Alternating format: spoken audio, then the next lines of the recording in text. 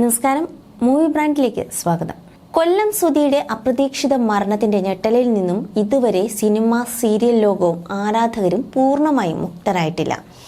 കുറച്ച് വർഷങ്ങളായി star magic എന്ന TV ഷോയിലൂടെ മലയാളികളുടെ സ്വീകരണ മുറിയിൽ സുധി നിത്യേന എത്താറുണ്ടായിരുന്നു. അതുകൊണ്ട് തന്നെയാണ് സുധിയുടെ വേർപാട് കുടുംബത്തിലെ ഒരു അംഗത്തിന്റെ മരണം പോലെ മലയാളികളെ വേദനിപ്പിച്ചതും. ഭാര്യയും 2 കുട്ടികളും അടങ്ങുന്ന കുടുംബത്തിന്റെ ഏക അത്താണിയായിരുന്നു സുധി. വടകരയിലെ പരിപാടി കഴിഞ്ഞ് തിരിച്ച് കോട്ടയത്തേക്ക് വരുന്നതിനിടയിലായിരുന്നു അപകടം. ജീവിതം ഒരു കരയിൽ എത്തിക്കുന്നതിന് മുൻപ് തന്നെ വിട്ടുപിരിഞ്ഞ സുധിയുടെ ഓർമ്മകളുമായി കഴിഞ്ഞുകൂടുകയാണ് സുധിയുടെ ഭാര്യ രേണു. മക്കൾക്ക് വേണ്ടി ജീവിതത്തിലേറ്റ ഏറ്റവും വലിയ ആഘാതത്തിൽ നിന്നും രേണു മുന്നേറി വരികയാണ്. ഇപ്പോഴും വാടക വീട്ടിൽ കഴിയുന്ന സുധിയുടെ കുടുംബത്തിന് കേരള ഹോം ഡിസൈൻസ് എന്ന ഫേസ്ബുക്ക് കൂട്ടായ്മയിലെ അംഗങ്ങളും ഫ്ലവേഴ്സ് ചാനലും എല്ലാം ചേർന്നാണ് സൗജന്യമായി വീട് വെച്ച് നൽകുന്നത്. 6 മാസം കൊണ്ട് പണി പൂർത്തിയാക്കും എന്നാണ് പറഞ്ഞിരുന്നത്. ഇപ്പോൾ 4 മാസമായി. ചുമരൊക്കെ പണിതു, ഇനി വെറും 2 മാസം മാത്രം. അപ്പോഴേക്കും വീട്ടിൽ കയറി താമസിക്കാൻ കഴിയും. അടുത്തിടെയായി രേണു വീണ്ടും വിവാഹം കഴിക്കുന്നു എന്ന തരത്തിലുള്ള വാർത്തകൾ പ്രചരിച്ചിരുന്നു. ഇപ്പോഴത്തെ ഇതിനോട് പ്രതികരിക്കുകയാണ് രേണുവും സുധിയുടെ മകൻ കിച്ചുവും. സുധിച്ചേട്ടന്റെ സ്വപ്നം തന്നെയാണ് പൂവണിയുന്നത്. വയറിംഗ് നടന്നുകൊണ്ടിരിക്കുകയാണ്. 4 മാസത്തിനുള്ളിൽ വീട് പണി പൂർത്തിയാകും എന്നാണ് പ്രതീക്ഷയെന്നും രേണു പറയുകയാണ്. ചേട്ടന്റെ സാന്നിധ്യമില്ലാത്ത വീട് ശൂന്യത നൽകും. പിന്നെ ആത്മാവിൽ സത്യമുണ്ടെന്ന് വിശ്വസിക്കുന്ന ആളാണ് ഞാൻ. അതുകൊണ്ട് തന്നെ അന്ന് സുധിച്ചേട്ടന്റെ ആത്മാവിന് മോക്ഷം കിട്ടും എന്നാണ് ഞാൻ പ്രതീക്ഷിക്കുന്നത്. വിശ്വസിക്കുന്നതെന്ന് രേണു പറയുമ്പോൾ അച്ഛൻ മരിച്ചുപോയി എന്നാണ് കുഞ്ഞുമോൻ ക്യാമറ നോക്കി പറയുന്നത്. ഞാൻ 1 വർഷം കഴിയും മുൻപേ വേറെ വിവാഹം കഴിക്കും, കിച്ചുവിനെ അടിച്ചിറക്കും എന്നൊക്കെ പറയുന്നത് ഞാൻ കേട്ടിരുന്നു. എനിക്ക് ഒന്നേ പറയാനുള്ളൂ, ഞാൻ വേറെ ഒരു വിവാഹം കഴിക്കില്ല.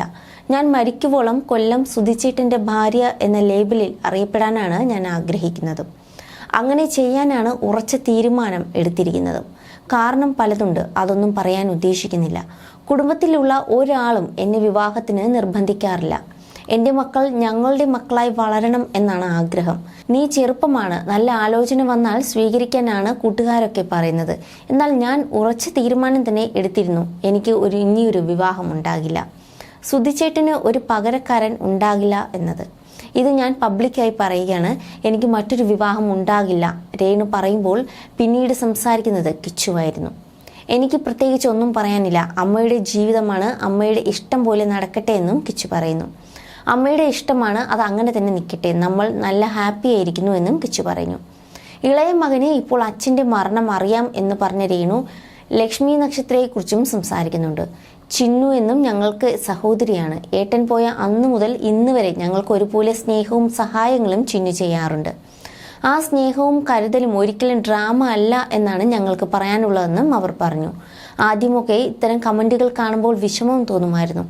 ഇപ്പോൾ ഒന്നും തോന്നില്ല. സുധിച്ചേട്ടന് എന്നെ അറിയാമല്ലോ. എൻ്റെ മക്കൾക്കും അറിയാവുന്നവർക്കും എന്നെ അറിയാം. പറയുന്നവർ പറഞ്ഞുകൊണ്ടേയിരിക്കുമെന്നും രേണു പറഞ്ഞു. കൊല്ലം സുധി അവസാനമായി ഉപയോഗിച്ച ബാഗും വസ്ത്രങ്ങളും രേണു ലക്ഷ്മിയെ കാണിക്കുന്നുണ്ട്. സുധിച്ചേട്ടൻ്റെ ബാഗാണിത്. അദ്ദേഹം അവസാനമായി കൊണ്ടുപോയ ബാഗായത്. ഇതിനകത്ത് എന്താണെന്നറിയാമോ? ഏട്ടൻ ലാസ്റ്റ് ഇട്ടുകൊണ്ട് പോയ തുണികളാണ്. അപകടം നടന്നതിൻ്റെ അന്ന് ഷർട്ടിൻ്റെ കൈമടക്ക് പോലും മാറ്റിയിട്ടില്ല. ഇതിലെല്ലാം സുധിച്ചേട്ടൻ്റെ മണമുണ്ട്.